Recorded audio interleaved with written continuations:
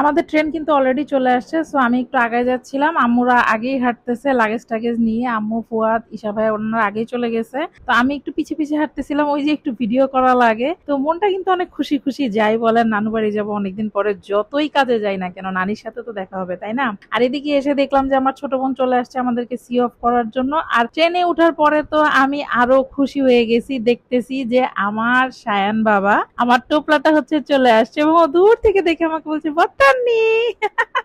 তো ভালোই লাগে তাই না আসলে যাওয়ার আগে। আর ও তো লিটারালি কান্না করে দিছিল, কারণ ও তো আর বুঝতেছে না যে আমরা কোথায় যাব। তো ও যেতে চাচ্ছিল, ও বলতেছিল আমিও যাব, ও তো আর জানে না যে আমরা এত দূরে যাব। প্লাস ওর কিন্তু পরীক্ষাও চলতেছিল। তো যাই হোক, সি অফ করিডোরে ও হচ্ছে চলে গেল। আর ও নানুর জন্য কিন্তু একটু ডালিমও পাঠাইছে। তো সবকিছু মিলায় আমাদের সাথে দেখা সাক্ষাৎ করে ও বেরোয় গেছে। আর একটু পরে হচ্ছে ট্রেন চলা শুরু করছে। আর অনেকদিন পরে ট্রেন জার্নিটা আমি বেশ এনজয় করতেছিলাম। আর ট্রেনে উঠবো ভাই, চা খাবো না এটা কি হয়? আমি মোটামুটি জার্নিতে খাওয়া দাওয়ার উপরেই থাকি, এবং জার্নিতে কোনো কিছু খাইতে, সিনসিনারি দেখতে, গল্প করতে আমি কিন্তু অনেক এনজয় করি। আর ট্রেনে তো স্পেশালি আরো বেশি ভালো লাগে এই কারণে, কারণ ট্রেনে হচ্ছে হাঁটাহাঁটি করা যায়, আবার চাইলে হচ্ছে বগি থেকে বের হয়ে একটু দাঁড়িয়েও থাকা যায়, অনেক সময় তো দরজাও খোলা যায়। বাট এসি বগি ছিল তো ওটা লক করা ছিল। এছাড়া কিন্তু ট্রেন হচ্ছে বিভিন্ন স্টেশনে থামে, তখন দেখা যায় 5 মিনিট 10 মিনিটের একটা ব্রেক থাকে। তো ওই টাইমেও কিন্তু মানে চাইলে আপনি নিচেও নামতে পারবেন, মানে আছে না একটু ব্রেক দিয়ে দিয়ে, মানে অনেক সময় থাকে না যেমন আমরা লং ড্রাইভে গেলে যেরকম হয় যে হচ্ছে গাড়ি থামায় থামায় ইচ্ছা মতো হচ্ছে একটু থামা যায়। বাট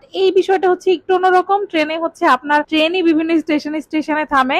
আর ওইটা হচ্ছে আরো বেশি ভালো লাগে, কজ আমার না মানুষের মধ্যে জার্নি করতে বেশি ভালো লাগে ভাই, যাই বলেন। পার্সোনালি যাই সেটা আলাদা, বাট একসাথে যাওয়া সেটার মধ্যে একটা আলাদাই মজা আছে। এই যে মানুষ দেখি, আমি তো মাঝে মাঝে মানুষ দেখতে বের হই, জানেন না?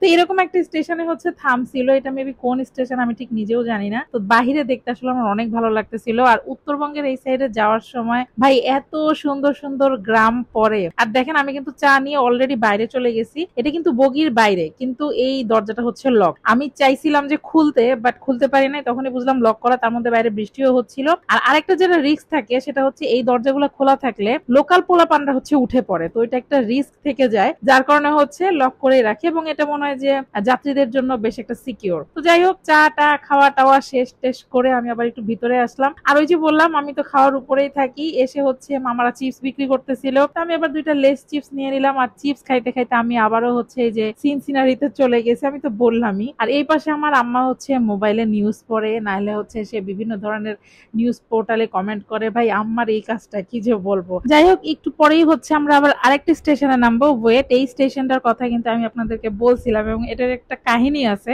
স্পেশালিটি আছে, দেখি আপনারা গেস করতে থাকেন। আমি এটার ডিটেলস অবশ্যই বলবো, কিন্তু সেটা হচ্ছে নেক্সট ব্লগে। তো আজকের ব্লগটা এখানে শেষ করছি। এমনিতে অনেক এক্সাইটমেন্ট কাজ করতেছে যে নানু বাড়ি যাব, সেটা নিয়েই গল্প করতেছিলাম। আর এই স্টেশনে আমি একটু নিচেও নামছিলাম। যাই হোক, এখনকার মতো বিদায়।